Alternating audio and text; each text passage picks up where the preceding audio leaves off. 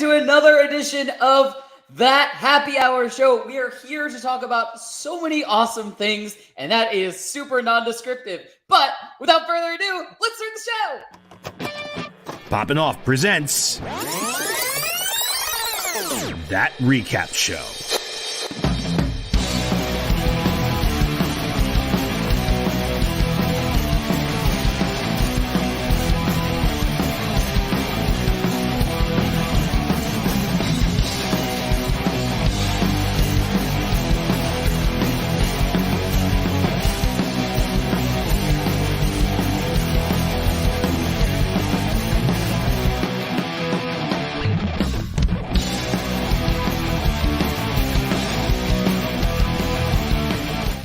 All right, joining with me to break down the newest trailers and our top 5 picks of our favorite shows of 2022, it's Jon Jon Rico. You are muted, my friend. You're just straight up muted. Hey, everybody. We're back. We're back. 2023 is off to a great start. We're back. I forgot that I had to self-mute there. Do you want me? I'll play the intro again. No. Again? It's done. I put my hands Moment up. is gone. Put all my hands up again. Say welcome into the show. No. Wait. No. How's it going? It's Friday.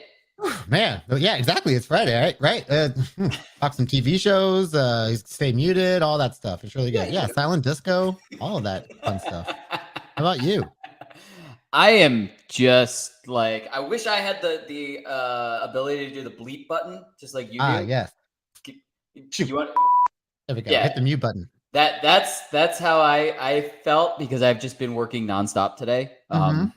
As I've told you multiple times today already, it's just been like, oh my God, so much work. Oh, yeah. But we're here. It's happy hour. Cheers. Cheers, everyone. Cheers out there, everyone. Hopefully it's happy hour for you also. But if you're watching us, while you're at work because you're in a different time zone, or if you're watching us, well, I guess we could get some people from the UK or something where they're watching us and it's like almost bedtime. But you know what? Have a bedtime shot. That's a little nighttime sippy sip. Yeah, it helps you go to sleep. Oh, Oh. I can't imagine. Oh, can I tell a story really quick? We're gonna get in the trailers, I swear, in a second. Nightcap. Perfect. That's the word I was looking for, by the way. Yes. But so my dad was here for New Year's Eve, and so to do something special, because we haven't seen each other for New Year's Eve in a few years, basically. And we were like, well, are there any kind of drinks that we kind of want to make up? Like just have special drinks like for New Year's and celebrate. Number one was margaritas, because we always make margaritas when me and my dad are together. We always make, like, always. I have never been sicker off of margaritas than with my dad. But I was like, in my brain, during the holiday season, the only liqueur that I can think of is Rumplemints. And it's this peppermint liqueur. It's like 100 proof. So like you get pretty drunk off of it. Like, oh yeah. You gotta watch how many of those you have. Like, and I used to have them like when we would have holiday shows, and we used to take a couple shots of those at the bar after the show, stuff like that. And it tastes very minty. It tastes like your breath smells like mouthwash. So I had a couple like the mini bottles of those, and I was like, I really want to come up with a drink that tastes like the holidays. And I was like thinking of the ingredients, trying to think of like the best. Like it had to be a cola, because it had to be something dark if I was going to mix it with anything. Right. So we landed on Dr. Pepper. I don't know how we landed on Dr. Pepper, but I talked to my dad about it multiple times. We landed on Dr. Pepper, put those in, and I was like, this needs something. I didn't take a sip of it. I was like, this needs like some kind of signature garnish. It needs to have something else special. And it just so happened we had gone to the liquor store because my dad was up. He visited like my aunt and uncle. He visited my cousin. Like he got to see everybody basically over the break in between Christmas and New Year's Eve. Right. And I went to the liquor store with him, and they had a jar of cherries that had been soaking in moonshine. And they've had these in the past because I got them years Is ago. it those like old smoky moonshines or whatever it's called? Those like Yes. mason jar things? Yeah. Yes. But in the past, it was a jar of maraschino cherries and moonshine. I guess it was more of like we're trying to get people to eat these, and we know they'll like maraschino cherries type of thing because you can, it just tastes the candy at that point. Oh yeah. But these were real cherries, so I made that was mistake number one. Assuming that that they were going to taste just like they tasted, like maraschino cherries tasted like. When I tell you, this was literally like if gasoline took physical form and you tried to eat it. That is exactly the reaction. And I have an entire jar of these right now in my kitchen. But I put 2 or 3 of them. Neither one of us tried them before I made these drinks. So we've got the shot each of Rumplemints. We've got half a glass of Dr. Pepper, and then we have like 3 or 4 of these cherries in there. Moonshine soaked cherries, been aged in moonshine soaked cherries. So I cheers, big sip. I get the cherry in my gulp. Like I get 1 cherry in my first gulp. And I tried everything not to make a face because, like, if I made a face, my dad's not going to try this. And I'm like, it was so bad. I was like, on the line. Oh yeah, it was so bad that he had to try the cherry. Like I had to have him witness. Oh, okay, yeah. You had to bamboozle him. Yeah. So like, straight face. I was like, "Did you try the cherry?" He's like, "Oh no, I'll take it now." And so I gave him a spoon, and I had to eat. I had to eat a second one to convince him that it wasn't bad. Take one for the team, dude. Exactly. So he immediately puts it in his mouth. I have never heard him make the sound that he made when he bit into this cherry. Needless to say, it ruined the entire drink, and we both dumped them out. So, oh yeah, for sure. It's a night ruiner right there. Anyway, I apologize for going on that long rant. It just needed to be told. We haven't been here since New Year's Eve. I thought it was important to bring that up. But anyway, trailers. Yeah, we had quite a few this week. Oh, we've had a plenty, not just this week, but just leading up. We've had a lot of really good trailers. But because we were going back and forth about trailers recently. But yeah, where do you want to start? I mean, there's you know the one that I'm most excited for. To be fair. Yeah, sure. Do we want to go with what we're most excited for, or do we want to build up to the most excited one? That's your call. I'll let you choose. All right, so let's start with the one that we both have not heard so many great things about. That's kind of what I was leaning towards. Yeah. So we're kicking this off with the Velma series that just premiered on HBO Max. The reason that we're talking about this trailer is because neither one of us have watched the series yet. In fact, you were just bringing up that you had just seen the trailer. I knew about the series, but I didn't even realize it had been out yet either. It's available now. Yes. It was actually available yesterday, right? Was the first I believe it came out yesterday. Yeah. I have not heard good things. That's all. Unfortunately, Yeah, unfortunately, because it just like you said, it kind of looked like it could have been another Harley Quinn cartoon series type of thing. Which you know me, I love the Harley Quinn cartoon series. It's incredible. I no notes when it comes to that series. I think it's great. And every person that's voicing different characters in that, I just love to hear different people's voices and stuff like that I recognize, but have not heard good things about this one. So yeah, it's a bummer for sure because I watched the trailer like literally just before we started recording, and then you told me what the reviews were. I was like, no way, really? Because and then you started looking them up. I thought the trailer was actually kind of funny, and I like Mindy Kaling. I like Glenn Howerton, who plays Dennis on It's Always Sunny. Exactly. So I was holding out a little bit of hope for this to be good because again, like you just said, it gave me that kind of like, oh, they're kind of going like the Harley Quinn route, but with like a Scooby-Doo franchise thing, and kind of doing this more mature take on the franchise and making it more accessible to people who probably grew up with Scooby-Doo, right? So I saw that kind of element there, and then I saw of course, like Wednesday is a big hit right now with there's a whole thing with like the younger audience and murder mysteries. So I almost thought, okay, maybe that'll kind of appeal to people as well. But so according to the reviews I saw, it was not appealing to people at all. Like 53% critic rating, 8% audience rating on Rotten Tomatoes, which is like, dang, man. Like, makes you feel bad for people who made it because I'm sure like they had a lot of fun making the show and they don't want people to react that way, of course. But To be fair, there are plenty of things that are on Rotten Tomatoes that have garbage ratings that I also Yeah. I enjoy, and I'm sure there are plenty True. that you enjoy. And it's an also. aggregator, of course. So it's like Right. it's not saying like that. If it's an 8% audience score, that just means that the like only 8% of the show is good. It just means that like if you put 10 people out of there, eight like less than one, I guess, liked it. But But yeah, that it's half a just the way person of it is. Yeah, loved but it. there's some if it appeals to that one person, maybe there's something that they find they like in it. Like Maybe I'm that one person. you never know, right? Anyway, yeah. So we're both gonna watch it so that we can give it honest take on Yeah, it. But I'll give it a far, couple episodes, and if I agree, I'm out.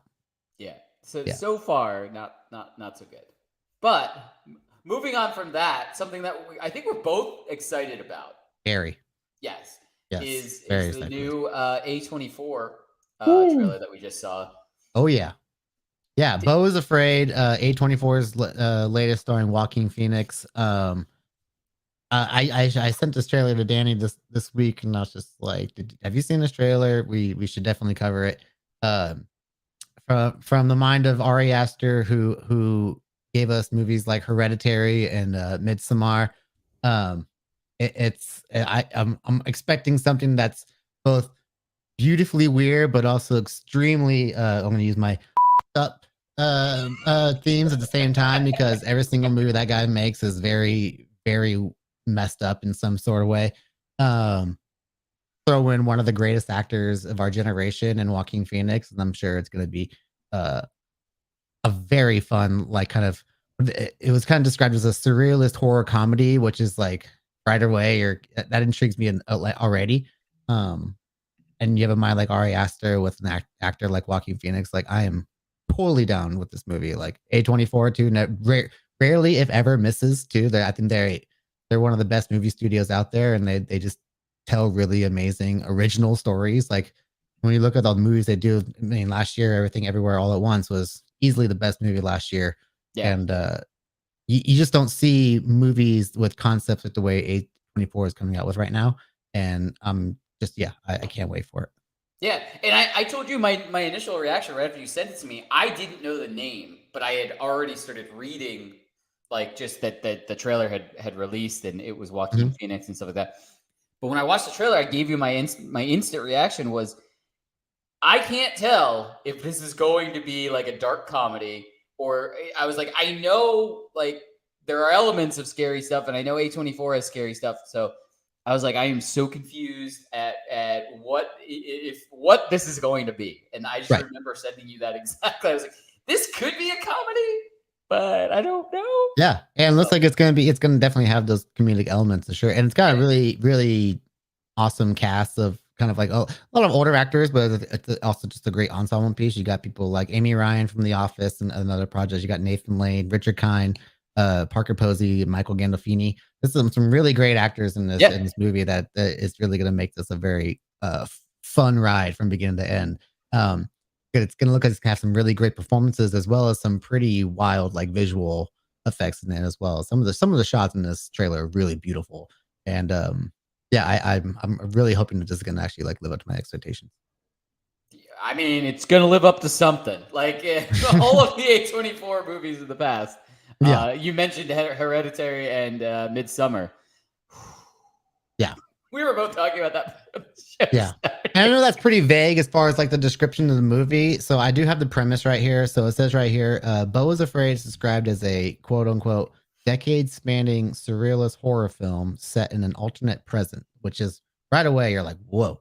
And in which Joaquin Phoenix plays a extremely anxious but pleasant looking man who has a fraught relationship with his overbearing mother and never knew his father. When his mother dies, he makes a journey home that involves some wild supernatural threats. So sold right away. That's an amazing premise. And you throw in again an actor like Joaquin Phoenix. There's shots of him at like multiple stages of his life. So I'm very excited to see how this movie is gonna play out. I think it's gonna be again a surreal ride as they're describing it. So I can't wait. Yeah, I'm definitely interested. My interest in peaked. I'm definitely want to see it. Yeah. Absolutely. You want to get the Are one? you ready? Are you ready, Danny? Are you ready to get to the meat? I am not ready for this movie because I've never been I more ready for this movie. the first I think it's the first two Marvel movies that are coming out this year. I don't know. I am beyond excited for, but I don't know if I'm ready for how emotional they're going to be. Yeah. But you tell them what we're talking about now. All right. Ant-Man and Wasp Quantumania trailer dropped. Mm. The full-length trailer. We had a teaser, but this is a full-length trailer.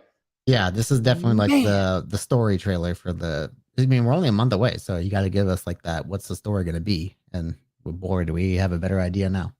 Oh man, look.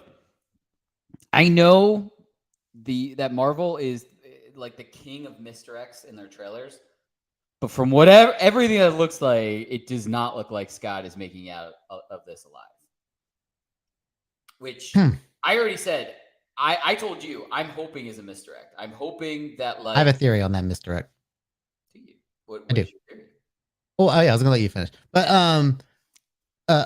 well, I want to talk about first how fantastic this trailer is, with displaying how this is going to be the year of Jonathan Majors, in my opinion, with Kang the Conqueror, and then also he's going to be in Creed 3, which he looks fantastic in that as well. Even though he's already shown up as He Who Remains and other there's an HBO show he was on that I can't remember the name right now. Lovecraft Country. So he's already kind of like gotten into people's heads a little bit with how good he can be, but this is really going to be his breakout year with his performance, I feel like. And just kind of like even his Kang voice, I was like, man, he's really like it's different from He Who Remains. And it's really menacing, but also like calming in a sense. And I'm really, really excited to see his take on this character. But getting to my theory, there's a great shot in the trailer where, of course, Kang's looking at. We don't know who he's looking at, but he tells somebody, "You may not want her to see this." Of course, in our heads, we're kind of led to assume that it's talking about Cassie referring to Scott because, of course, he's fighting Ant-Man. But he could very well be talking about either Janet or Hope in reference to Hank, and I think they very well possibly could be seeing the last of Hank Pym in the MCU, and I feel like that would be the more common misdirect kind of like of this trailer, like us assuming that like okay, we're gonna see the end of Scott Lang. I think we're seeing Ant-Man die, but it's gonna be Hank Pym. I like that. I like that theory. Aloha, Martin. Martin. How is it in Hawaii today? How's your day going so far? But I I like your theory. I think there are multiple people that are not making it out of this. Oh, yeah. Like I think your theory and my theory could easily be the same, like connected and intertwined and stuff like that. I really don't think. I think we get sacrifice play from Janet. I think we could very well could, yeah. Hank being just straight up taken out, not even getting a chance to do a sacrifice play. I think if we had a misdirect, and it was a sacrifice misdirect, I think it would be Janet sacrificing herself type of thing. Right. I'm just thinking about who's also getting like less screen time in this trailer too. Like think of how little we're seeing of Hank. We're seeing him in like background shots. Yeah, and Hope is just kind of like being thrown around in there too. Even though her name is in the freaking title, she's still kind of like just this supporting character that's just there. It feels like I feel so, but again, that could be just a misdirect for them, just kind of like not showing us the real meat of what the story could be. Right. My theory is it's a two-parter. I don't know if they're connected. I just kind of have two different aspects that I was thinking about after watching the trailer and stuff. Is that we may see Scott die, but it may not be our Scott. We may see because there were so many different ones.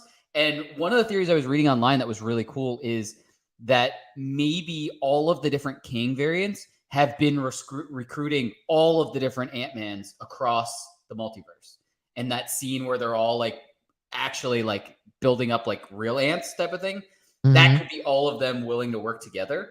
So I'm wondering theories on that too. Oh, you do? Yeah.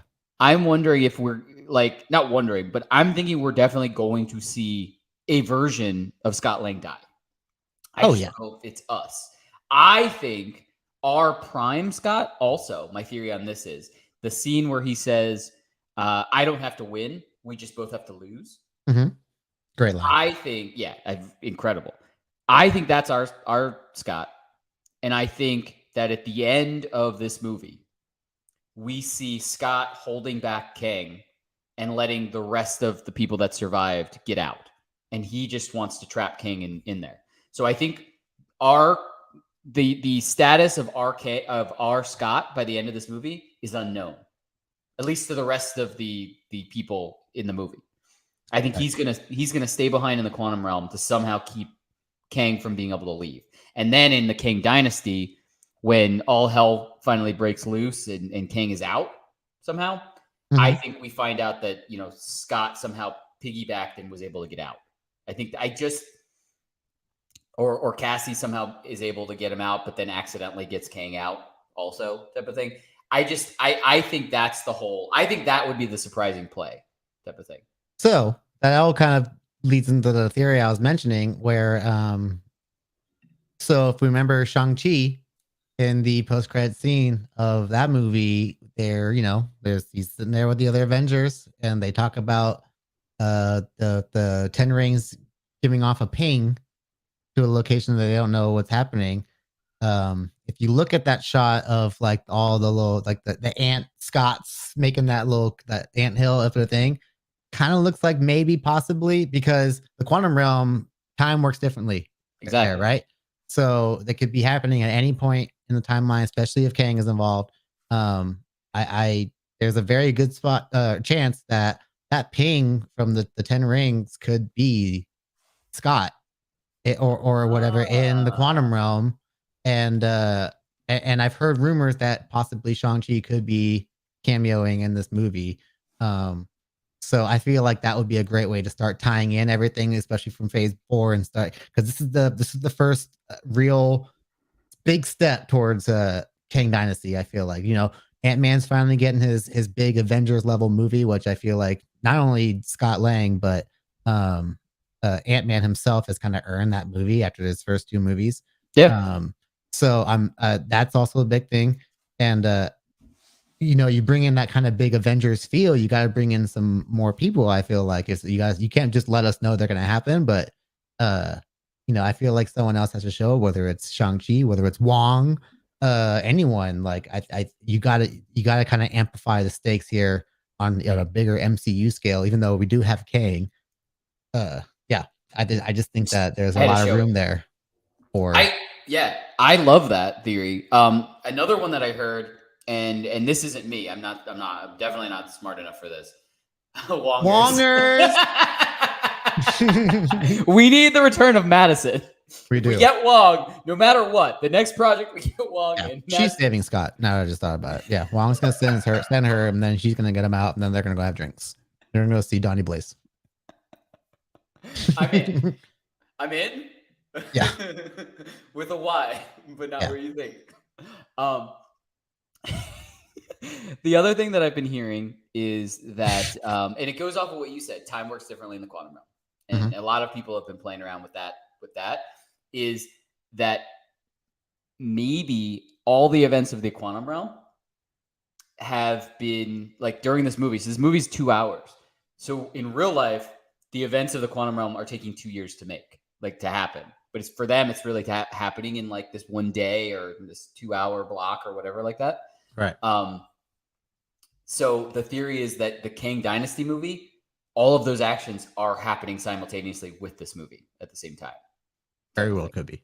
So like whatever is happening in Kang Dynasty, we know nothing about it yet. But whatever's happening in that is happening at the same time of this, so that somewhere in the movie they're gonna connect, like intertwine and stuff like that. But I really like the ping theory where like somehow Scott figured out how to activate and send a message out to Shang-Chi's bracelets. Yeah, because when you see the imagery of like one of the first shots of Kang in the first trailer, That looks just like the Ten Rings, even the text around it. Even that's why there's the comparisons with that, and of course, and Kamala's bangles from Miss Marvel. So I think that I feel like we're gonna see some big connection there, and I can't wait for this movie. Like, probably my biggest Marvel release anticipation I can think of after Guardians, like both Oh, those two. that's what I was about to say. I was about to say, Yeah, like, I would put Guardians this. 3. I would put this at the top just because of the ramifications it has for the universe as a whole, or the multiverse, really. Um, so yeah, this almost feels like his Civil War for like Captain America. Like Captain America, even though Winter Soldier was already like that big leap in quality, Civil War was like that different scale on top Yeah. of it, and I think that's exactly what Ant-Man's finally gonna get. Kind of what Ragnarok did for the Thor franchise as well. Right. And almost, and what's funny is it's almost going not opposite directions because, you know, Thor kind of went Dramatic to funny. right. So this Yeah. is kind of going the opposite. I'm sure there's going to be some Scott moments in it, like just Yeah. how it seems like it's starting off with him, like he's gone on Yeah. his book tour and everything. That's why I went with the Civil War comparison because there's Yeah. like that similar tone and feel to it, But especially stakes wise. yeah, but I understand what you mean as far as like Ragnarok. At least, I mean, Revitalize the character. right. I don't know if we can both agree, but I think Ragnarok is the best Thor movie. Period. 100%. Yeah. 100%. I don't know if this is going to be the best Ant-Man movie because I will always really love Ant-Man 1, like the The first. first one is very good. It's a very good balance Right. of what an MCU movie should be, and I feel like the second one kind of did what Guardians 2 did, which was like, and I've heard a lot of people say this, how that it was that weird kind of phase of like we just make like a lighthearted comedy with MCU heroes, and I think that's what it kind of was to its detriment, and I feel like they got to find that balance again. Well, for me, He's a comedic character. There's going to be comedy in it. right, exactly. And I think I agree with you with what you're saying with Guardians 2. I still like I love Guardians too. Exactly. Yeah. But I just think for me, Guardians 1, and I've said this multiple times, and I will always say this, I'll stand by this for forever. And it even this comes into play with one of the shows on my list for later. Is I knew nothing about the Guardians before their first movie.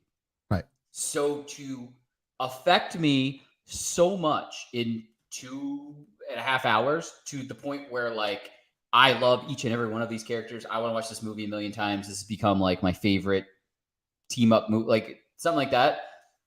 It came out of nowhere. It blew me away. And I feel like you just couldn't replicate that for Guardians 2. And that was for me on a scale. It was like if Guardians 1 was like, 100%, then Guardians 2 was somewhere in the mid 90s, like type of thing. Like, and it was only because that surprise factor of it for me was gone. Right. Like I was already expecting a good soundtrack. I already knew these characters, so I knew what was coming about. Like, you know what I mean? So it was just like I still loved the movie. I still loved them. Yeah. We've talked about what that was with a lot of different movies before. Like that first part of it is really the surprise factor. When you have that surprise factor gone, everything that made the first one special is kind of taken away from that second one because it just feels like more of the same. Right. Yeah. Right. So yeah. I mean, I am waiting for the second that these tickets go on sale. I am beyond excited for this. Oh, there's one more thing I want to talk about. Yellow Jacket is MODOK.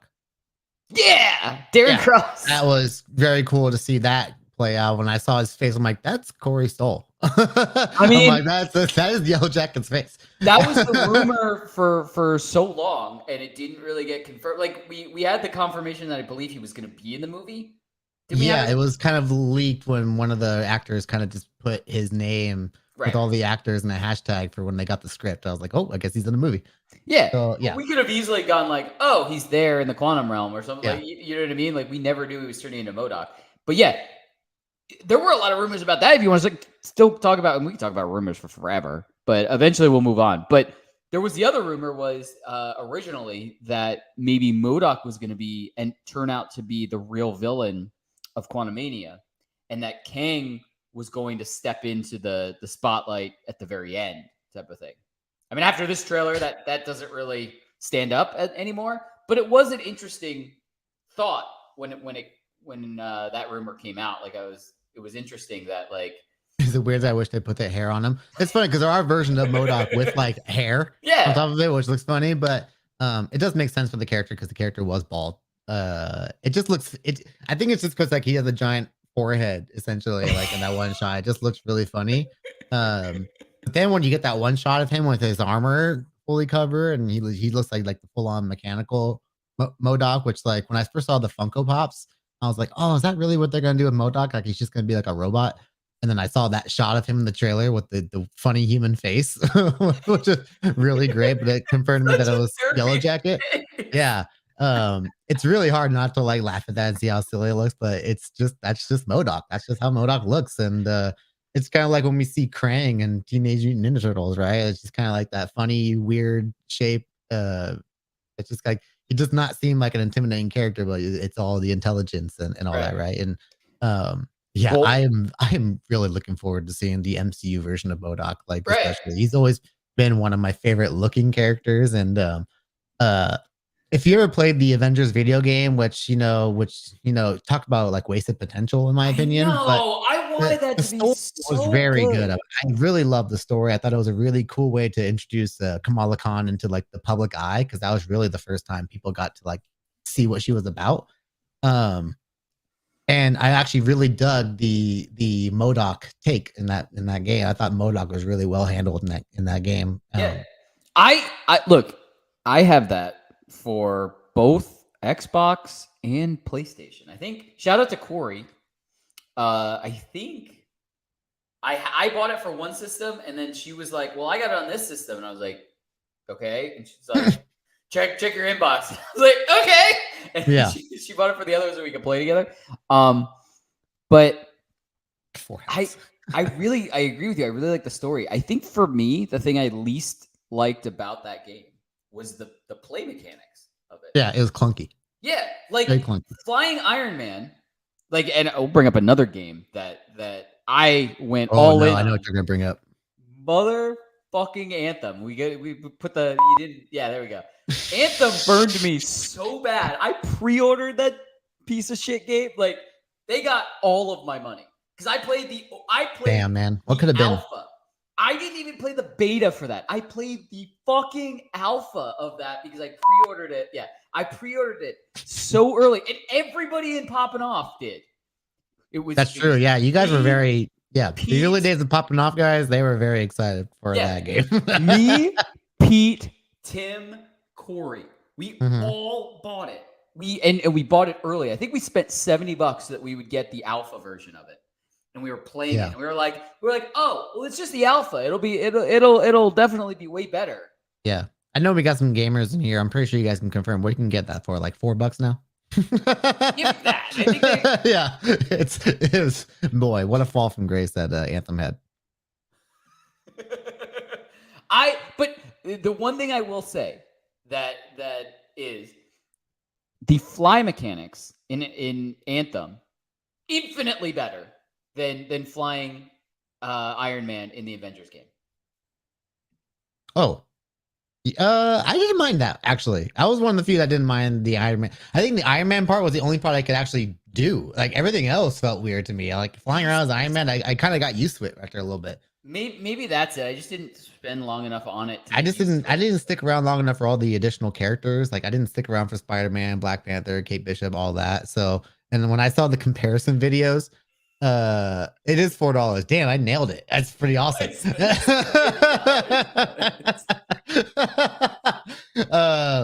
When you see like the comparisons between the Spider-Man game swinging mechanics and then like the Avengers game swinging mechanics, like I'm like, yeah, I didn't miss out on anything here. We're good. I bought a PS4 just for the Spider-Man game, right? No, I didn't know that. That is the only reason I got a PS4. Nice. Is because I like the Spider-Man. Bot. Bot. I don't know how to block on Twitch. I'll get the bot. I'll get him. I didn't mean to hit that one. I was sorry. I was trying to say that it's $3.98 at GameStop, and that one popped up. My God, I spent $70 on that game. This is why I'm broke. Okay, I got him. Thank you. I got the bot. If anyone would like to donate to me to get a better game, I have no money to spend on games now because I spent $70 on Anthem. That is now $3.98. Yeah, and everything else goes to V-Bucks. Exactly. Yeah. Anyone wants to buy me new stuff on Fortnite? I'm always down for that. I have like, I spent way too much money on that game already. Nah, dude. My You haven't seen I have 2 accounts. Oh yeah, no, yeah, trust me. I'll make you feel better about your purchases when you see the stuff I bought. Anyway, so we could go on for forever. There's tons of theories. Maybe we'll even still do a predictions video before the movie comes out, and we'll put that up. By the way, I did want to say that if you're interested, I do. Yeah, I have adult money. We do now have an audio podcast version. We do of our show, and we're going to be doing more and more with that. But right now, it just kind of is, if you want to listen to us instead of, you don't have the time to sit, in front of YouTube or something like that, and you want to listen to us, take us on the go, you can look. We're pretty much on everything. If you just search That Recap Show, we're on Apple Podcasts, we're on Spotify, we're on Google Podcasts, we're on Pandora, we're on Amazon Music, and I believe with that, we're also on Audible, which is kind of cool too. But I posted links in both of our chats, and I appreciate it. The one thing I will say is, so we're doing everything through a service that puts it on there. Eventually, if we get enough followers, or I think they call them listeners. I'm not sure if it's followers or listeners. Eventually, we get to do paid reads.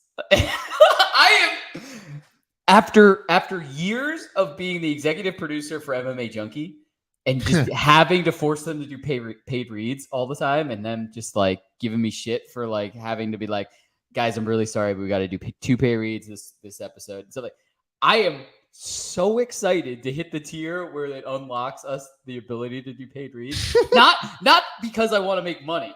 It's more of just I want to read goofy stuff. Like, I'm sure it's going to be like super standard stuff, like probably Audible and stuff like that. Or you should get Spotify Premium or something. It's going to be right. like stuff Blue like Chew. Wait.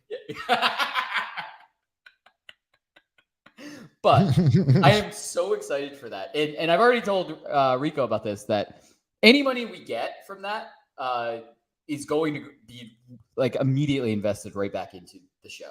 Like, whether it's we're getting stuff on Spotify. Oh, Apple?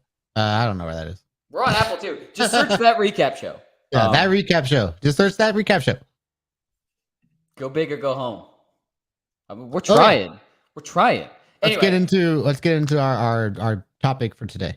Yes. So our topic for today is, we already did our top 5 movies of 2022 as we were putting an end cap on the year, and we came up with this while we were making those lists because we wanted to make sure those lists were just movie related. But there were so many series that came out in 2022 that we felt like before we can really move on to what we're like super excited for in 2023, we wanted to go over some of our favorite shows from 2022. And I will say this, you did this by accident, and I was putting a standard on myself. That I always do this. For the movies, I kept all the Marvel stuff out. For this, I opened the floodgates. But I picked, and it just so turns out that you did the same thing. We picked series that weren't just like, oh, this is season 4 of this show, and it was already amazing for 3 seasons, so we knew that it was going to be really good already. Because I could have filled up the list with stuff, but I did use my honorable mentions for seasons like that. But these are all shows where they aired, like they started in 2022. Right. Yeah. So both of our lists, we have a lot of common ones on here anyway. So there's going to be a lot of stuff like that. Do you want to kick us off with your number 5? I want to start off with some honorable mentions before we get up to the list. Yeah. So the first one I'm talking about is a show called Winning Time. Which, was on HBO. This kind of covers the beginnings of what we know as the Showtime Lakers, of course, the signing of Magic Johnson, and kind of like his first season really with the Lakers, which is I think is a really cool storyline to kind of follow for the first season, and his dynamic with Kareem Abdul-Jabbar in the show, and I think it was super well done. I believe Quincy Isaiah is the name of the actor who played Magic Johnson, and he is fantastic. I feel like he embodies Magic really well. Um, John C. Riley as Jerry Buss, the owner of the Lakers, is a fantastic performance and one of my favorite performances of the year. I was really bummed to see him not really get much recognition for it this year, but there was a lot of great TV, so I understand. But look at this ensemble cast. You got Sally Field, you got Jason Clarke, you got Adrian Brody, you got Gabby Hoffman. There's some really great actors in this show, and it does a really good job of like kind of telling like a biopic story, but there's some really cool like breaking the fourth wall moments too. It's a show. The showrunner is Adam McKay, who of course we know from all of his collaborations with like Will Ferrell, and he's been doing some more kind of like higher profile stuff lately with movies and TV shows. And it's a really, really great show. And I feel like it was kind of overlooked this year with all the great stuff that came out. And yeah, I'm actually really forward to seeing this story progress with season two when it keeps going. Yeah, I mean, I was just telling you that I as soon as you put it on the list, I was like, oh shit, that's something I did want to watch, and I keep forgetting to watch it. So luckily you put it on the list because now I remember that I definitely want to see it, and especially with your endorsement, I'm definitely down to finally watch. Yeah, and me and my dad grew up, Lakers, Dodgers, Angels fan, like being from Southern California. So this was a really cool show for me and him to watch together, and as we watched it, kind of seeing like his take on it, because as of course he got to witness this team as it happened. So I'm like, is that really how you kind of remember little things? He goes, yeah, there's a lot of that stuff kind of like played out the way I remembered. Even though I think Magic has kind of come out and said some stuff didn't happen the way that the show portrays them. But of course, like Hollywood's going to kind of dramatize a lot of certain elements of stories, but for the most part, from what I've heard, it's pretty spot on with how things went down, of course. But if anything, watch this for John C. Riley's performance. I think it's one of the best ones in the entire show, let alone all year. And of course, Quincy Isaiah's Magic Johnson. And those are the two standout performances for me in that show. So a few more honorable mentions. Of course, The Boys season 3 came out this year, and boy, oh boy, oh boy, this show just continues to amplify things every single season. I only have really one word to say when it comes to this season, and it's hero-gasm. I think I've never seen anything on TV quite like that. And but really, shout out to all the performers. Anthony Starr as Homelander continues to be probably one of the best television performances out there right now. That guy eats every little moment of screen time he gets, and it's amazing watching him every single time. But we also got Jensen Ackles this season as Soldier Boy, which was also really great. Just really cool, messed up version of Captain America. Drunk and high all the time. Yep. Just the worst person ever. And yeah, you can't really say enough about this amazing cast of people. You got Carl Urban, Jack Quaid, like all these guys. Erin Moriarty as Starlight is really great. Yeah. Mother's Milk, you got MM. Yeah, Mother's Milk, Frenchie. Yeah, everyone is just so great in the show. Nico. Yeah, everyone. You just can't. There's no one in here that really does a bad job, in my opinion. Right. They are all so good at the characters that they play that when you see the actors in something else, you're almost like, this is weird, because they are those people in this series. It's such a good series. I have rewatched season 1 and season 2 multiple times. And still every single time love it. And I will do the exact same thing preparing for season 4. I'll watch all 3 seasons again. So if you haven't seen it, we should do a watch along. That would be fun. We can do what you were talking about, retro recaps, where for sure. We never got the chance to recap The Boys.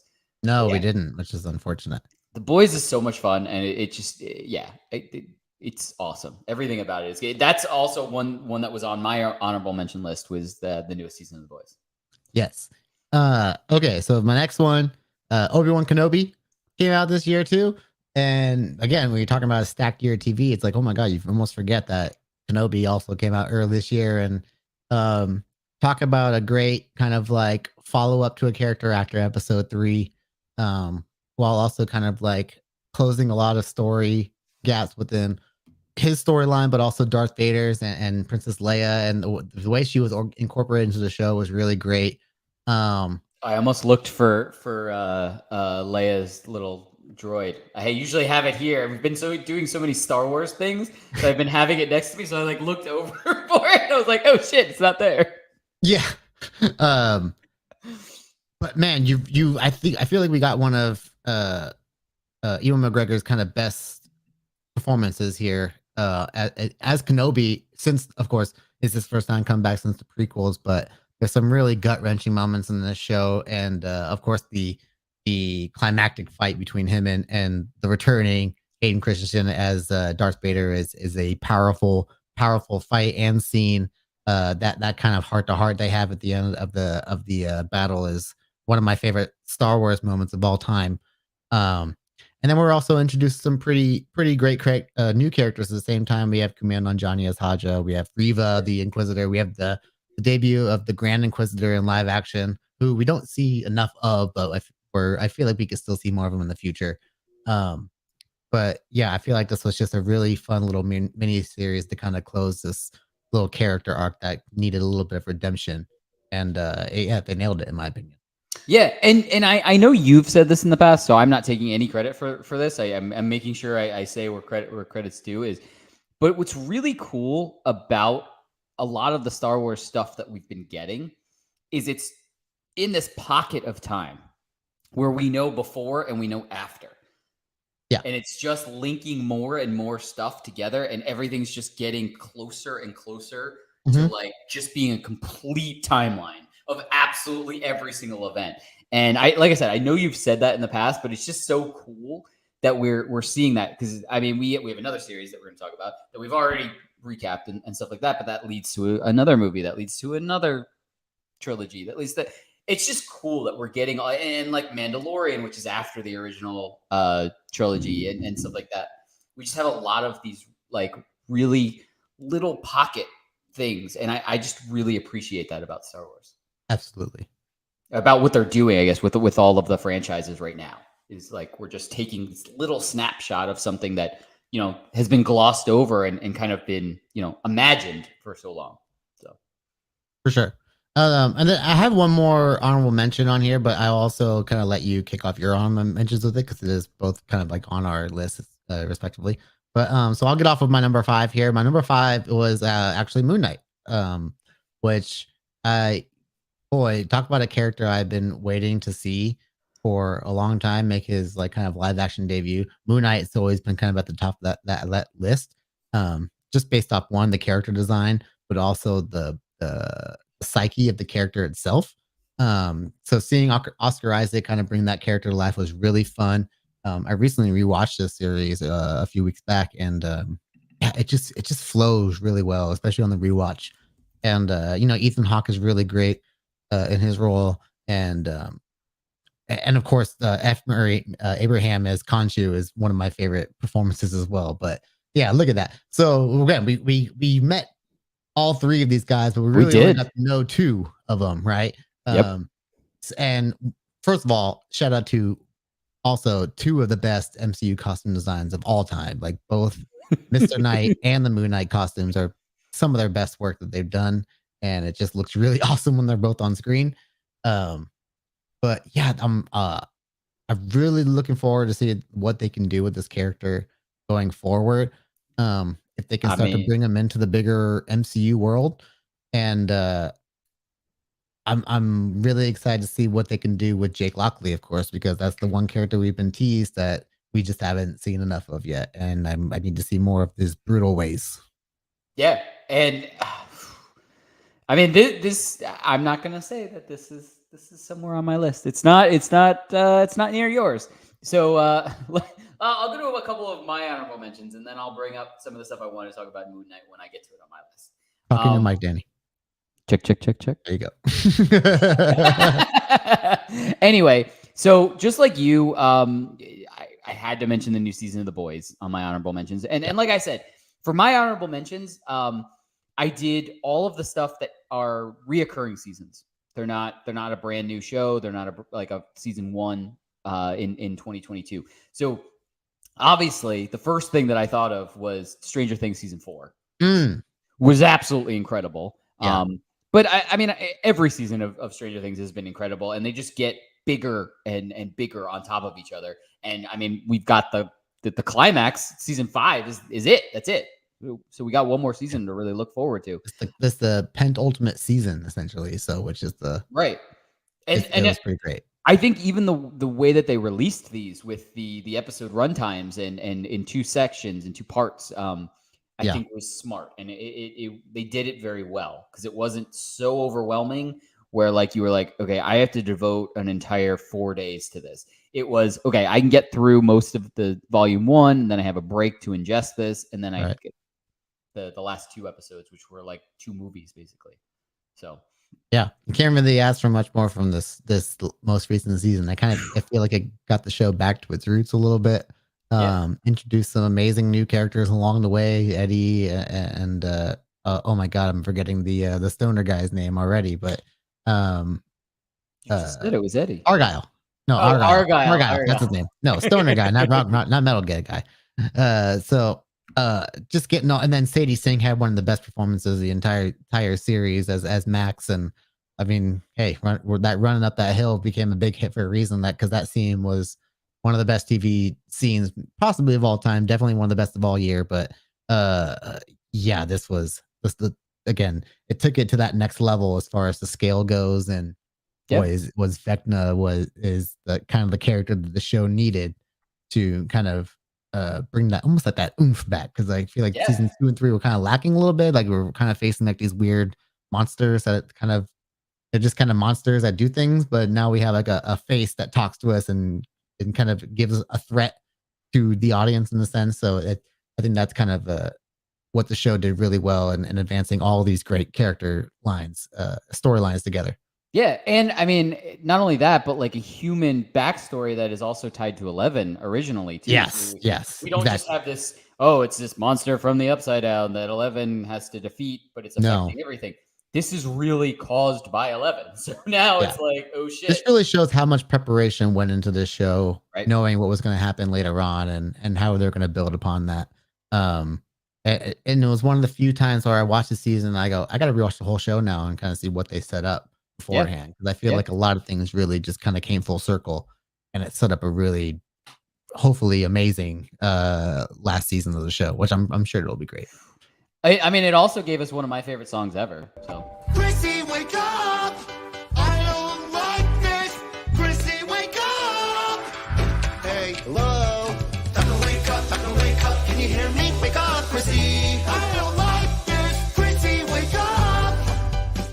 You knew it was coming. You can't tell me that you were sitting there not expecting it to go. No, I hold out a little hope. Anyway, so another one of my honorable mentions was John Oliver's show last week tonight. It's basically, for me, it is what the Jon Stewart's Daily Show was, and John Oliver was on that show, and it's just every episode. I mean, it's a parody of news, basically. I mean, it's real stories and stuff like that. So I mean, it does keep you informed, but it does it in a satirical way, and I appreciate that. And that's what the Jon Stewart era of the Daily Show was for me. It was like, I know they were parodying a lot of stuff, but there was real information in there, what they were talking about and stuff like that. And I feel like John Oliver's show has taken that a step further while injecting comedy into it, but he's really talking about issues and stuff like that. So you can be informed by watching his show and what they're talking about. And, sometimes leads to wanting to research what's going on for real. Right. So always a good show. Always a good one. He's had plenty of seasons of that. I have to throw out there Bob's Burgers. At this point, I don't even know what season we're on. It might be 12. I've been going a while. Love Bob's Burgers. I've heard, I'm behind on this season, but I've heard that this season has ramped right back up and is very good again. Like not that the other seasons have been bad, but they've just been, it's another season. But I've heard like every episode of this newest season has been very, very good type of thing. So I'm excited to kind of play catch up for that. And then the last one, the one that we both had on our honorable mentions, was another Netflix original series, and it's Murderville. Yes, this is what I was talking about. Yes, and both of us have not finished the actual season 1 of. We No. both watched a few episodes of it, and then for whatever reason forgot to continue. And then we both picked it back up on the Christmas episodes with the Christmas special. Yeah, I actually watched the Christmas one first, and then decided to go back and watch the series because I didn't know about the show at first, and then I saw this, and I'm like, wait, this is like a show that came out this year, and then I saw that on Netflix. And I'm like, oh my god, there's like 6 episodes here I haven't seen. So I've watched the Conan O'Brien episode, I've watched the Marshawn Lynch episode, and they're both hilarious. So I'm excited to dive into those last few. But the Christmas special really kind of sold me on this show, and Will Arnett is just kind of at the top of his game here, and I feel like it's watching him kind of be himself is just really funny.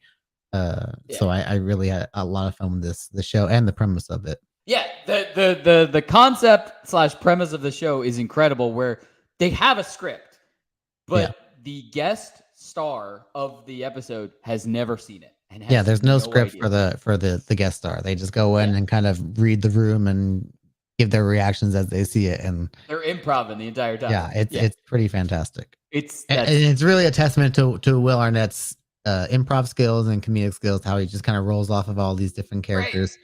And there's a particular scene in the Conan O'Brien episode where they're interrogating a magician that had me on the floor laughing. It was just super funny. It's a really fun watch if you like, of course, comedy shows. But if you're looking for a comedy show that does something that's a little bit different than usual TV show, this is a very fun one to watch, of course.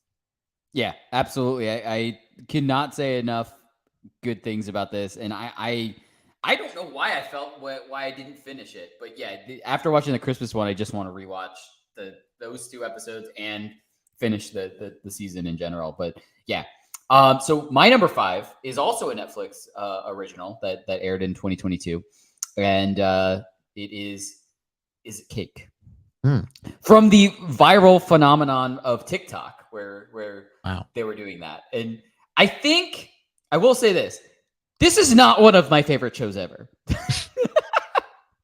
It was one of those shows where I put on one episode because I couldn't figure out what to watch. You know, like when there's so many options on Netflix that unless like it's something like, oh, the new season of Stranger Things came out and I want to watch all of that. Unless it's that where I'm like legitimately turning on Netflix to watch something in particular, then I will scroll mindlessly until I find something. And 9 times out of 10, I'll end up picking something that I've already watched because it's like, I'm just tired of looking at stuff. So this was one of those times where I was like, I'm just going to put this on. Watched one episode and I was like, all right. And then I went over to my cousin's house and with my cousins, and she goes, my cousin Rose, shout out to Rose. She goes, have you watched this show? Is it Cake? And I was like, have you watched the TikToks? Is this Cake? Because it's the same thing, only like 1.5 to 2 minutes. And she had it on, and we watched the entire season in one day. Wow. So it's one of those things where I had to. It goes for my number 5 just because I could have, like I said, I could have filled this list with all Marvel and Star Wars. I decided to, broaden my horizons and put this on the list for 2022. But proud of you. Rico, what is your number 4 pick? My number 4 is Peacemaker, Danny. This came out early last year, so it kind of like got lost in the shuffle, of course, with all the other shows that came out. Because again, this is a stacked year for TV. But this was one of the many hits that DC actually had this year. I feel like with all the outside stuff going on, drama wise for them, their content was pretty good for the most part, and started off with a bang with this show. Talk about an amazing comedic ensemble cast. You got John Cena, Jennifer Holland, Freddie Stroma, like all these guys. They're so freaking good. Steve Agee.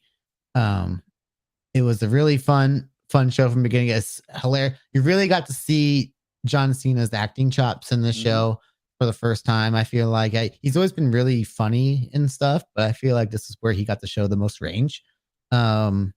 Which was very impressive because I didn't really know how this show was going to work at first. Right. Because one, Peacemaker is a total asshole in the Suicide Squad movie. So I'm like, how are you gonna make a show about this guy and make me care about him a little bit? Because he was a really bad dude. But you added a few different layers of depth to him. By one, the people he surrounds himself with, like Vigilante, who was, of course, a show stealer for a lot of people. I thought he was very Deadpool-esque in his portrayal, but I think like the actor Freddie Stroma was phenomenal.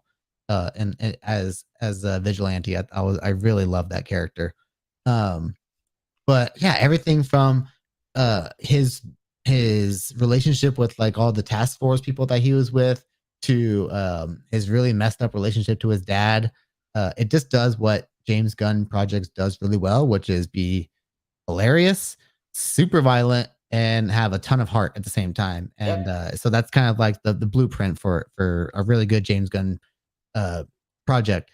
And of course the I forget the name, of course, of the aliens at this point, but oh yeah, you get the big giant, the butterflies and the big giant one at the end. Of course, there's some really amazing visuals, and of course, there's a really hilarious Justice League cameo as well. But yeah, this was a pleasant surprise, really, and I can't wait to see if they're gonna go through with the season 2. But I'm sure when they do, it'll be just as big, if not bigger.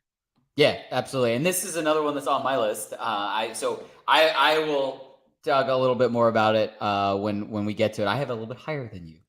I have this and Moon Knight higher than you on my list. But for me, number 4, I had to go with, this is the first entry for Marvel. It just so happens to be Miss Marvel. This is a comic book character that is newer, and so I knew a little bit about Miss Marvel. I was about to say Mrs. Marvel. About Miss Marvel already going into it. And I this is one that I really did appreciate. And there was a lot of criticism about this and people not really enjoying it as much of as some of the other Disney Plus Marvel series. But I think all in all, I really liked this. I like Kamala Khan. I'm very excited to see her in the Marvels opposite Carol, and set that up pretty well too. Right. But I think all in all, as a series goes, I really enjoyed it. I liked the character. I felt like it was a lot like the comic book. And yeah, I really didn't have anything. I remember recapping this with you and just enjoying it the whole time. And then I would, we would do our discussion, and then I'd go on TikTok and see like a bunch of people kind of like shitting on it. And I was like, oh, I liked it. Yeah, I didn't get a lot of that. From what I've heard, a lot of people actually really like this show. It hits all the right themes in my opinion. You got family, community, culture, all these things. You got some time travel in there a little bit, and she's Spider-Man with a lot of culture added to it. I think that's kind of what it is. Whereas Spider-Man's very just like a straight up New York guy. He's very all about New York, but Kamala brings a lot more with that, with the Pakistani culture and just her family dynamic in general, because she's got a bigger family. So yeah, kind of seeing that high school and really this show came at a good time, because a lot of Phase 4 is very grief heavy, as we've talked about in past episodes. So it kind of brought that levity and humor to it that we've been missing from stuff like Spider-Man in the beginning, like when we got Homecoming. This kind of felt like Homecoming, but like a TV show. So yeah, I feel like they handled her debut well and definitely set her up for some interesting stuff in the future, especially with the Marvels coming up and also Kang. Yeah, absolutely. So Rico, what was your number 3? My number 3 was really, man, talk about a show that had me thinking about certain episodes for a while. After I watched them, I was thinking about these for a while, and that's the one. It's the Sandman. So, I mean, Neil Gaiman's critically acclaimed comic book series, based on Morpheus, the King of Dreams, and all of his kind of different it's kind of little adventures that it goes. Like the first half of the season is very centered around one story, and then the second half goes into a whole different story. But the way Morpheus plays into both of those is just really, really well done. Um, really, episodes 5 and 6 are the ones that stick with me the most. There's a great shot. Yeah, this is from episode 6 with that's death, and boy, talk about one of the most poignant episodes of TV I've seen all year is that whole episode where she's kind of walking him through like what she does on a daily life as death, and then kind of culminating in this amazing storyline about Morpheus and friendship, really, where it's like this centuries long friendship that he's building over one person, and after everything he's gone through in the season, that kind of changes his view on things, like the way he treats people and how he views the relationships that he has. So this is a really profound show that I found myself uh just like totally falling in love with, and kind of wanting more from this world. I really can't wait for more out of the Sandman world in general. Uh and yeah, I was blown away by the show. Yeah, I have nothing but good things to say about this. Also, I mean, it wasn't on. It didn't make my list only because there was just way too many Marvel and Star Wars stuff. But I did enjoy watching the entire thing. We did a live recap of this one, I believe. Yes. Right? Yeah, I remember getting ready for that, and yeah, so yeah, I am definitely. You know what I need to do is I really need to do a rewatch, because I remember I watched it in chunks. Yeah. Like I didn't watch it like straight through, and so I kind And they of released the bonus episode. right. I never afterwards, watched too. that. Yeah, I never watched that bonus episode. Good. Awesome. Well, yeah. So I need to do a rewatch. This is just showing me that I need to basically rewatch everything before everything in 2023 gets released. I got like a month at this point. I mean, you got a few days because Last of Us is starting on Sunday. Oh my god. It's coming out as fast. 23 stacked. I know. That's going to be so good. I'm so excited for that. By the way, we are going to be recapping the Last of Us series. So get ready. That's a little bit of a tease for what you can expect. We're going to be doing that and Bad Batch at the same time now. So, but moving on to my number 3, and this is where we start getting both of us crossover, is the one, the only, Andor. Yep. I'm not going to go into the same aspects that you went into or that you're going to go into, because I know this is further up on your list. Yeah, it's my number 2. Yeah. So we can just kind of talk about this back to back. Yeah, absolutely. So I know some of the stuff that you want to mention, but I'm more just talking about the gloss over. It kind of goes back to what I was bringing up before, is with Obi-Wan, is this is a pocket of we have the prequels and we have the original trilogy, and this is that in that pocket of, we know what this has come from, and we know what this is leading to, and right. So it's just really cool to see it play out and to actually see that happen and connect the dots in between our prequel trilogy and our original trilogy. And that's what we got with this. That's what we're going to get with season 2 of this. And that's what we got with, why can't I remember the name of the movie that comes before A New Hope? Rogue One? Yeah, there we go. We know that season 2 is leading right up to Rogue One. And what I did say, I mean, our recap just came out this week of recapping the entire season 1 and the finale, is that it has that underlying intensity overall in this series. And I really appreciate that, because it really it makes everything matter. Like it gives that element of how much everything matters and how much everything is pushing to something big. And what we know, because we know the original trilogy and we know Rogue One and we know everything that not only these characters are leading to, but we know what overall the rebellion in general is leading towards. And it's just cool to have that underlying just urgency and nerve, I guess. It's interesting to see. But I know you wanted to get a little bit more into some of the characters and stuff like that. So I'll let you take it away. This is your number 2 pick. Yeah. This is really the most mature Star Wars project that we've ever gotten. Again, following this kind of certain Rogue One timeline where, of course, the stakes are significantly higher.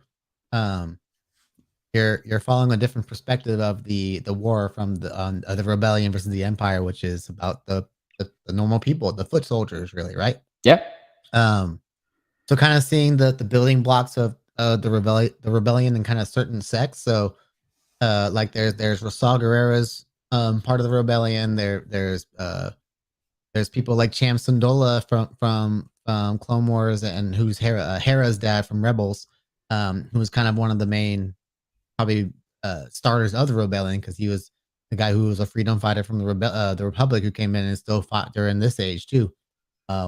You got people like Bail Organa, who kind of helping, and Mom Martha, who kind of helping funding these sort of things, uh and seeing her kind of get more of a spotlight in this show was really amazing as well, especially getting her seeing those interesting scenes with the Senate.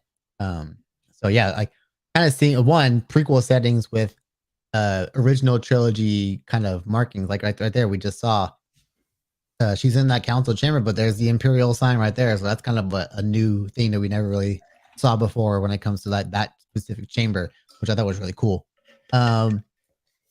But yeah, this show just did a really good job of building up to big moments, and also having amazing ensemble cast members, when like again, like Mon Mothma, like Luthen Rail, like Andy Serkis as Kino Loy. They're all of these culminated in some of the best scenes that Star Wars has ever made. And like we were talking about in the recap, like some of the best monologues we've ever gotten in the Star Wars universe. So really just big credit to the showrunners, for Tony Gilroy especially, for writing an amazing story, kind of sticking with characters that he loves from working on Rogue One. So kind of seeing that expand is really great, and I can't wait for season 2 this year. Absolutely. Next year, whenever it comes out. And I mean, everybody who's watching and stuff like that, if you enjoyed Andor, check out our full recap on it, because we had a lot of fun talking about it, and it just made us both kind of appreciate the series even more. Season 1, and we talked about some of the stuff we're looking forward to in season 2, some of the stuff we're hoping to see in season 2, and everything kind of culminating in Rogue One. I haven't watched Rogue One in a couple of years. I'm already kind of itching to start watching it again. Mm-hmm. But yeah, I can't say enough good things about that season 1 of that, and how much I'm looking forward to season 2. But moving on, it was really cool to see it get some award recognition too. Oh yeah, because now it feels like people are starting to finally hear about all the good buzz, and they're gonna be like, oh yeah, check out this Andor show. So they're gonna more eyes on that. It's gonna be much better. Yeah, and I mean, just the elements in it, like type of thing. Like even if you didn't really like. The cool part about, not following like the Skywalker family, and not following like, Jedi in general, is if you're not a Star Wars person, you can still really enjoy the series. Right. You know what I mean? Like obviously if you are a Star Wars person, you're going to get a lot of the Easter eggs, and you're going to see a lot of, like it only enhances the viewing. It doesn't, not knowing it doesn't hurt it. Right, exactly. And that's my point, is you can kind of, this series, the drama in this series, and the underlying plot of the series is good no matter what. And that is the mark of a good story and a good series in general, is if you can both play to your audience and play to people that aren't particularly your audience. So I think it works in both ways. Moving on to my number 2, which you have already mentioned, but mine, like I said, is higher on my list. My number 2 is Moon Knight. The reason I have it at number 2 is multiple reasons. But the first off is it goes back to exactly what I was saying with my appreciation for the drinks. My appreciation of the Guardians of the Galaxy is the same thing with Moon Knight. I did not grow up reading comic books for Moon Knight. So, and even more so, I did this on purpose. I did not do research before the series came out, just so that I could, really have a, do I like this, or am I getting swept up in Marvel type of thing? And I ended up really liking this series and this character in general. So it's definitely a character I want to go back and explore the source material, and I want to go back and read some issues and some of the stuff like that. So I think that really is a mark of a good series and a good story in general is making me, and it's only enhanced by all of the actors that you mentioned, Ethan Hawke and Oscar Isaac and all the other people, like I forget his name, but the actor that voiced Khonshu, and Yeah, F. Murray Abraham. that's it. Yeah. And everybody in this was great. And I'm really looking forward to a season 2. We've had a lot of rumors, and it's all but confirmed, basically, for a season 2. Yeah. Which could bring could bring us to the Midnight Suns. I mean, we could get so much from a season 2 of this. That's the thing. We can see so many different teams starting to be formed in the MCU now. But I want the to talk about newest- Sorry, go ahead. Go ahead. Yeah, the newest thing I heard though is you remember the little Easter egg we got in one of the episodes. It escapes you what number it was, but they were fighting on rooftops, and there was a kid who had Ramatut Oh yeah, on his back. yeah. The newest rumor is that, because that is a Kang variant, and now that we're going to be dealing with Kang, is that season 2 Ramatut could be the big bad. That would be interesting. That would bring Moon Knight into the fight with Kang, type of thing. Yeah. That could be your gateway into bringing him into the wider world of it, right? Right. The last thing I was going to say is I enjoyed Moon Knight so much that it actually caused me to get into Fortnite. I literally got into Fortnite when I finally. I mean, I got you into Fortnite. Well, that's what I'm saying. I finally took you up on your offer to start playing Fortnite. Oh yeah. When they released the Moon Knight skins. That's true. Literally the first day I think I started playing, you were like, "Oh yeah, you know they released Moon Knight skins for this. They only stay in the shop for like a little while." Yeah. So if you really want them, you should download the game and start playing. And I was like, and I remember struggling with it. I was like, should I do this? And you're like, yeah. If you I know the key to Danny's heart. Yeah, and so that literally, like, I bought it that week, and that's when I started playing. Was when they released the Moon Knight skin. So yeah. So one thing I wanted to mention was, of course, we talked about F. Murray Abraham, legendary actor in his own right, and he also had a pretty killer year in the show The White Lotus, which is a big award contender that came out. I think it was the second season this year. Jennifer Coolidge came out in it, and there's a really great cast of that as well. So if you're into that shows like that, you should definitely check that out, because I've heard great things about that show. Very cool. Yeah. Very cool. You want to get to your number 1? Why don't you talk about your number 1, since we've already mentioned it, and then we'll get to my number 1. All right. Well, I mean, at this point, it's process of elimination. I did mention this when you were talking about it, but my number 1 is Peacemaker. Woo! And I mean, that dance and that song has been stuck in my head, and I really tried to get a video for it. I just couldn't get a clean one. But I love that intro. They designed an intro song and an intro dance to a show where you never wanted to skip the beginning credits. I never once hit the button. I just recently rewatched the entire season, and I still, just on principle alone, did not skip that. I watched it every single time, just the dancing to it, and yeah, I love it. Yeah. But yeah, I mean, kind of going back to what you were saying was, we both watched The Suicide Squad, which was also done by James Gunn. And so we had John Cena's Peacemaker in that. And just like you said, he was an asshole. Like, yeah, terrible person. Yeah. And I loved seeing him, get shot down at the end of that movie. Spoiler alert, if you haven't seen The Suicide Squad. But I remember saying to you, when they announced that they were going to do this series, saying, I fucking hate that guy. Like, what? Like, I hate that character, not John Cena. I mean, I have nothing wrong with John Cena, the person, but I hate Peacemaker. I don't know if I'm going to like this series, because how are you going to make a series out of somebody that you were basically pointed to not like in a movie? And, basically James Gunn went, cool, watch. And just immediately makes you feel for this character, because they just give you this different aspects of him throughout the entire series that really makes you feel for this character, and you see how he was treated by his father, and how all of this grief that he's had, and stuff like that, and you really do grow to love this character. Yeah, all the stuff with his brother is really it hits heavy, Right. especially at the end of a certain episode, which is a really one, you gotta give a shout out to James Gunn's use of soundtracks as well, because the Right. guy knows how to pick the right songs for every moment.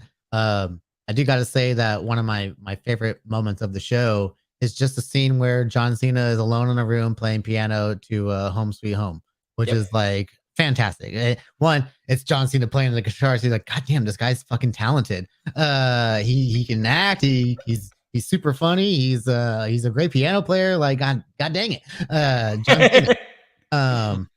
But yeah, it really was it's just a great show from the beginning to end. One of I've already said enough. Yeah, one of my favorite scenes is where he's just rambling off a bunch of names of who they could have framed. Oh yeah, That's such a funny scene.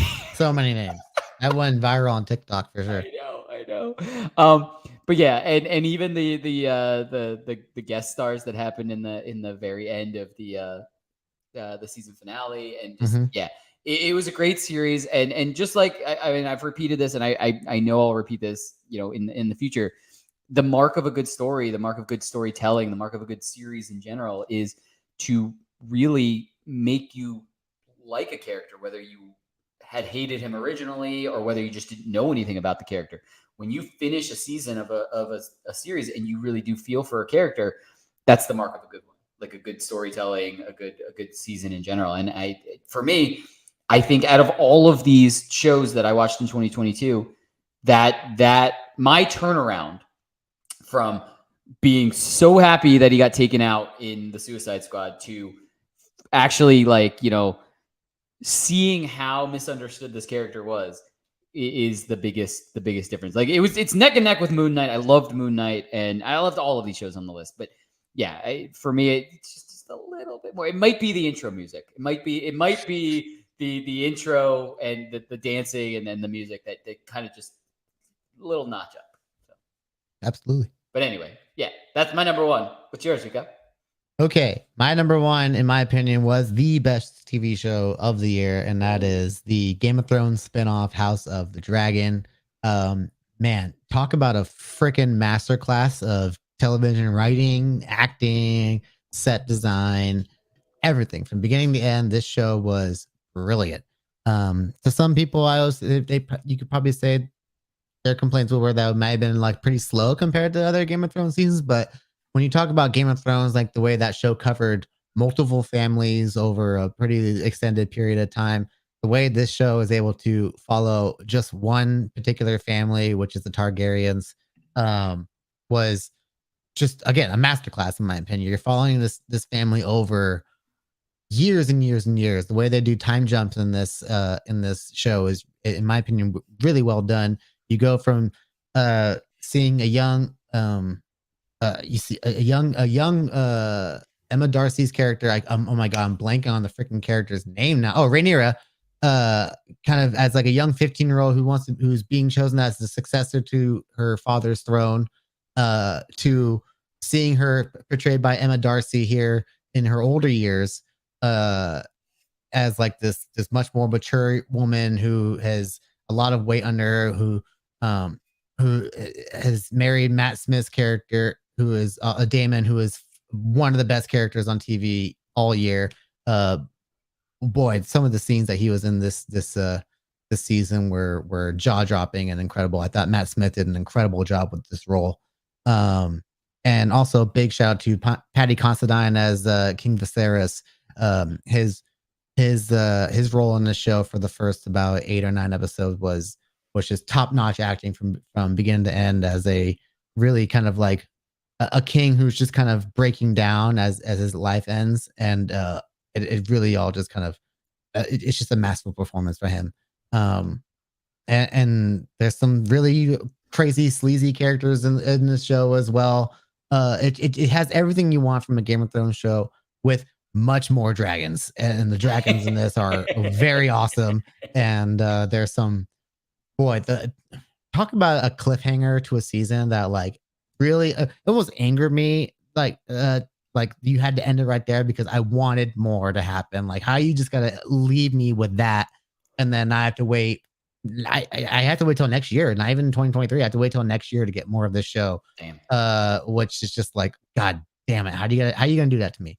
And so all I can just say is House of the Dragon season 1, chef's kiss. Well, I mean, luckily for you, we have plenty of stuff for 2023. So Yeah, you got no dragons though. there might be dragons and stuff you don't know yet. Not Game of Thrones dragons. Well, maybe there'll be some. I'll be fine. I'll be fine. You I'll know, be fine. we'll get some. We'll get some. But cheers. One last cheers. I am out of drink. Cheers anyway. Cheers, everybody. Cheers, out there. empty breath. But as we always say, that's what we think. Let us know in the comments below. What were your favorite shows of 2022? And what are you most looking forward in 2023? And as always, don't forget, like, subscribe, and turn on notifications to hear about all of our video releases and live updates. And don't forget, we are now an audio podcast too. Don't forget to search us on all of your favorite podcast sites and find us there and stream us there. We're going to be doing a lot more with that aspect of things because we can do a quicker reaction to things sometimes. So you may see an audio version of something come up before we can do a video, just because it's a little bit easier for us to jump here and just do something with microphones and not have to do a bunch of effects and stuff like that. But we will see you next week. Bye, everybody! Poppin' Off presents That Recap Show.